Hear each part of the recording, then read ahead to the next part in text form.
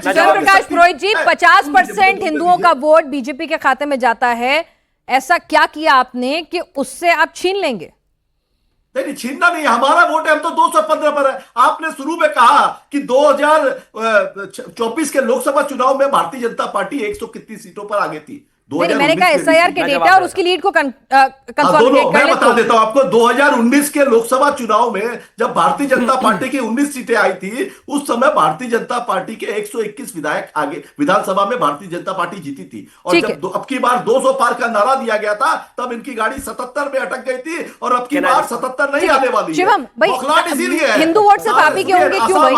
दीदी भी तो इतना काम करती है हिंदू के लिए, केरला सब जगह हार रहे हैं। क्यों नहीं पोलराइजेशन उनकी तरफ हो सकता? मैं उसी पर आ रहा हूं। ठीक है, आपने बोला उनसे कि भाई ऐसा आपने हिंदुओं के लिए क्या काम, आपने उनसे पूछा कि ऐसा आपने हिंदुओं के लिए क्या काम किया अभी तक, वो आपको ज्यादा वोट देंगे या फिर वो ऐसा नहीं करते थे, ये इसका रिवर्स करते थे, उनको वोट डालने नहीं जाने देते थे। मैं एग्जांपल दे रहा हूं, प्लीज रुकिए ना, मैं बीच में नहीं बोला। हिंदू मुसलमान की, अरे कोई हिंदू मुसलमान नहीं कर रहा, जो आपने किया है मैं उसको बता रहा हूं।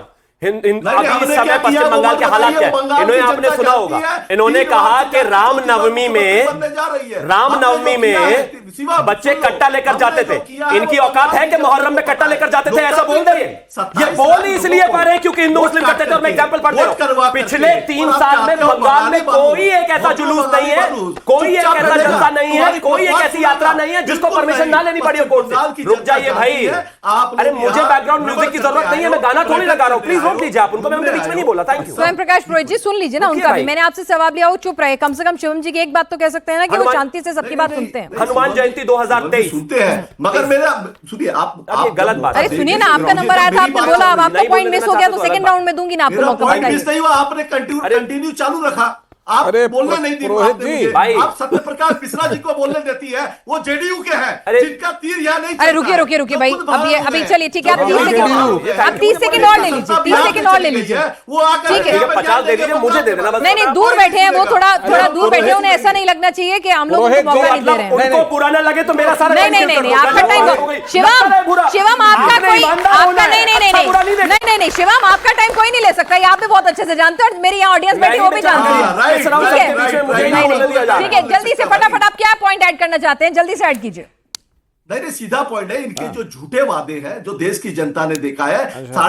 12 साल में 25 करोड़ नौकरियों की बात की थी और बोल रहे हैं कि बंगाल क्या। अरे हिंदू का बात कर रही थी मैं, नौकरी पे नहीं, अभी नौकरी वाला मुद्दा लेके आएंगे तो फिर ये आपका डेटा लेकर आएंगे। कॉपीराइट थोड़ी ना इनका। मैंने तो यही सवाल पूछा इनसे, मैंने भी तो यही सवाल पूछा इनसे भाई। हाँ ठीक है, चलिए बताइए शिवम। ठीक है शिवम, हिंदू उसको वोट देगा, ठीक है शिवम, नौकरी दो वोट मिलेगा। ठीक, दीदी ने दी नहीं ना। हाँ चलिए ठीक है शिवम। डेटा बहुत लंबा है लेकिन सिर्फ 2023 से पढ़ दे रहा हूं। एक मिनट स्वयं प्रकाश पुरोहित जी, मैंने आपको मौका दिया, आप उस टॉपिक पे बोले नहीं, बोलिए। अब आप थोड़ी देर के लिए आपको चुप होना होगा, अब मैंने आपको बहुत लिहाज रखा, चलिए बोलिए। ठीक है, 2 करोड़ 15 साल में डाटा लीजिए, एमएसएमई हब है, लॉजिस्टिक हब है। अब इनका लिहाज कर लीजिए और आप ये स्वयं प्रकाश पुरोहित जी, अब मुझे आपका पेटर डाउन कराना पड़ेगा अगर ऐसे ही चलता रहेगा। बोलिए नौकरियां मोदी दे रहा है। शिवम बोलिए, बस हाँ बोलिए फटाफट से शिवम, फिर जनता के भी सवाल लेने हैं। 2023 से मैं थोड़ा सा डेटा पढ़ना चाहता हूं ताकि आपको अंदाजा हो जाए कि इन्होंने वहां के हिंदुओं के साथ क्या किया। हनुमान जयंती 2023 में इन लोगों ने 27 कंडीशंस लगा दी। 100 लोगों से ज्यादा इकट्ठे जो है कहीं पर भी जा नहीं सकते, कहीं पर भी चल नहीं सकते। हाईकोर्ट में गए लोग, हाईकोर्ट ने कहा कि जिस तरीके की स्थितियां इन्होंने पैदा कर दी है, ये सरकार अपना एक्सट्रीम पावर इस्तेमाल कर रही है। 2023 में ही दुर्गा पूजा विसर्जन पर रोक लगा दी। कलकत्ता कर्फ्यू ही कर्फ्यू, पुलिस सीआरपीएफ रोका गया पूजा। अरे भाई आप लोग सुनते क्यों नहीं है? हिंदू है ही नहीं। अरे रुकिए ना, घर के अंदर रहो, आपको रुकना नहीं आएगी तब तुम्हें मुक्त किया जाएगा, तभी पूजा होगी। हिंदू खतरे में है, मुसलमान से ज्यादा खतरा है तुमको। क्या बकवास है ये? हैंडराइटिंग इंप्रूव करो पहले। पता नहीं कौन से स्कूल में पढ़ाई करी है। हैंडराइटिंग देखिए, हैंडराइटिंग दिखाओ बच्चों को पहले। प्लीज इतने सारे नोट्स लेकर के आए हुए हैं, हैंडराइटिंग देखिए कितने खराब हैंडराइटिंग। मैडम आप अगर टीचर होती ना, बहुत अच्छी हैंडराइटिंग आप सुनिए ना, आप रोक पाई नहीं भैया। अगर आपके पास सोडा वोडा हो तो पिला दो, दौरा पड़ रहा है इस आदमी को, ये पागल हो जाएगा थोड़े बहुत। Thank you. इस्लामोफोबिया बताइए साहब आप।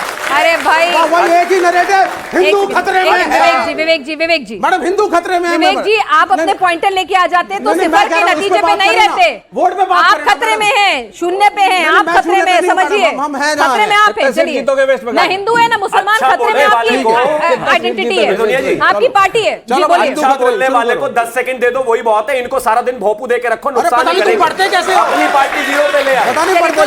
Thank you. मैं फिर से कह रहा हूं, मैं यही गिनवा रहा था आपको, अप्रोक्सीमेटली 20 से ज्यादा ऐसे त्योहार हैं, गिनवा इसलिए ना क्योंकि समय बर्बाद कर रहे हैं। 20 से ज्यादा ऐसे त्योहार हैं जहां हर बार हिंदुओं को हाई कोर्ट जाना पड़ा, कोर्ट जाना पड़ा। क्यों? आप मुझे एक चीज बताइए, मुझे अपनी पूजा निकालने के लिए किसी की परमिशन की जरूरत क्यों है भाई? अगर कहीं पर भी पूजा नहीं है, मुहर्रम का जुलूस निकल रहा है, उस पर कोई रोक नहीं है, ताजिए निकल रहे हैं, उस पर कोई रोक नहीं है, ईद पर कोई रोक नहीं है, नमाज पर कोई रोक नहीं है, तो एक चीज बताइए, हनुमान जयंती पर रोक क्यों है?